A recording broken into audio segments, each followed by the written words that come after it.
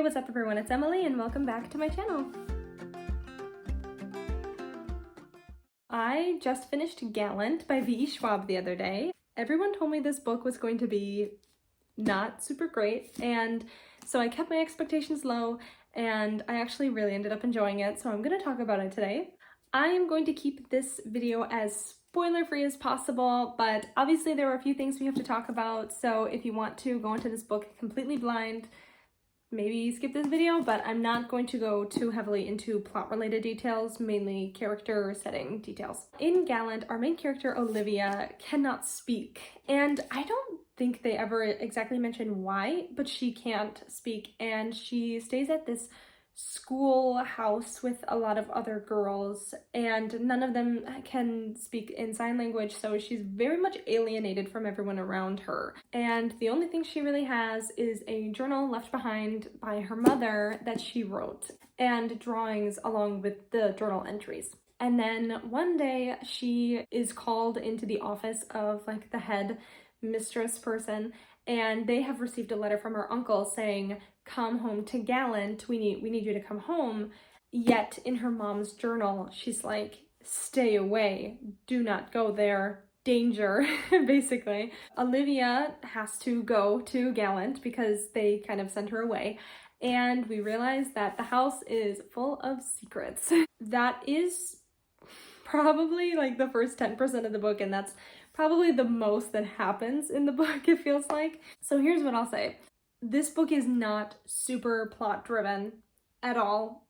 Very little plot going on. So I think what happened with this book is that a lot of people read Addie LaRue and they really liked a lot of the things that were happening in Addie LaRue, and this book doesn't really possess any of the things that I think people love about Addie LaRue. This book was basically vibes only, and it reminded me a lot of Stranger Things and The Hazelwood. So if you like the Hazelwood kind of books, I think this is one that you would really like. I know that book wasn't super popular. I do think that this one is much better than The Hazelwood, but that is just me. This book, mainly vibes only, very little plot, very little character growth as well, which I would say was like the one big downfall of this. I do think the reason I liked it so much is because I really kept my expectations in check. I had a lot of people telling me like it wasn't great, it was okay, and I ended up giving it 4 stars because I actually really enjoyed it. I really liked the feeling of the book.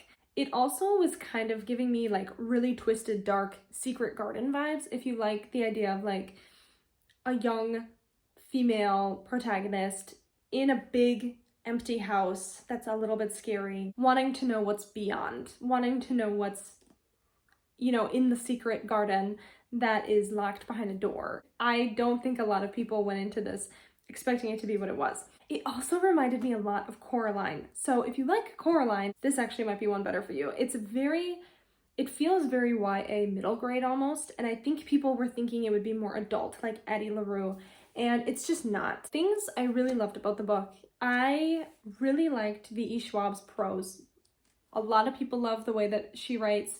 A lot of people don't like the way that she writes. It's very flowery, it's very atmospheric, and that for a lot of people can drag a story down if they're looking for something more plot driven. It definitely slows down the pace, but I really think that V.E. Schwab is able to paint a beautiful picture with her words, and I think that she thrives in this kind of setting. I actually preferred the way that places were described in this than to Addie LaRue, because I think it really fit in with this almost fairy tale like retelling of a story. It's not a retelling, but like it feels like it could be a retelling of a fairy tale, if that makes sense. I really think it gives us this atmosphere of this heightened sense of where we are in the setting. And in that way, I really think that the flowery language helped, which is not something I always like in an author, but her prose is very well done and very beautiful.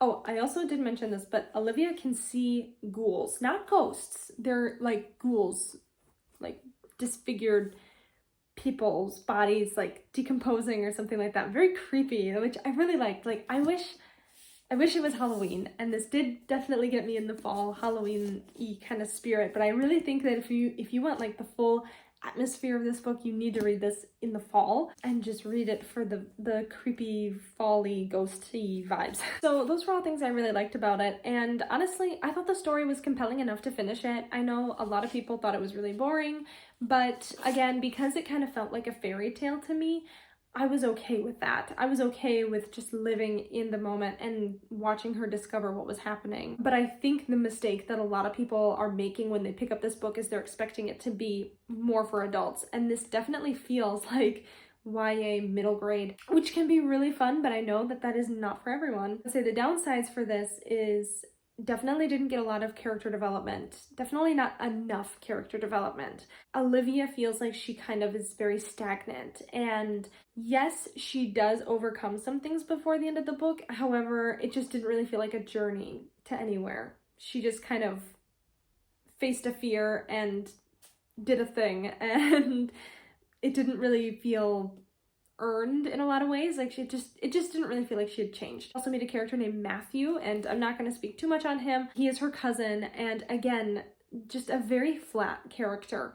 He has like a couple personality traits. He portrays just a few emotions, and that is about it for him. And it's a little bit sad because he's one of the only other main characters in this book, and we don't really know much about him, and we don't really get to hear much from him at all, especially because Olivia has a hard time communicating with them. She can't speak to them. So she can hear him when he's speaking to her, but they're not really engaging in a lot of active conversation. There is one person that she can speak to who reads sign language, that they can speak to each other. And he actually was probably my favorite side character.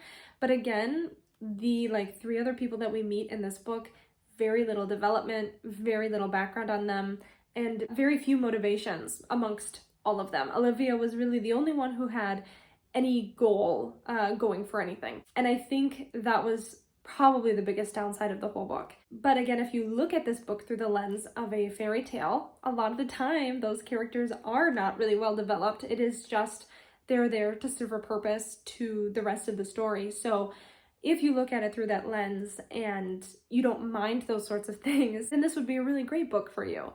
For me, I ended up giving it 4 stars because I really enjoyed the atmosphere. I thought Olivia was a very interesting protagonist, and the story, while not maybe the most exciting thing ever, kept me really engaged, and I did actually want to know what was going to happen. For me, that was enough. Definitely not gonna be the same for everyone, and I respect that. If you've read this book, I am very curious as to your thoughts on it, and if you agree with what I've said or not. I really did think the imagery in this was beautiful, and I definitely think this would be a really good fall read. Let me know what everyone thinks about this book if you've read it. It's still very popular right now, which is interesting seeing as I have heard very few people talk highly about it. So I'm very interested to hear what everyone else has to say.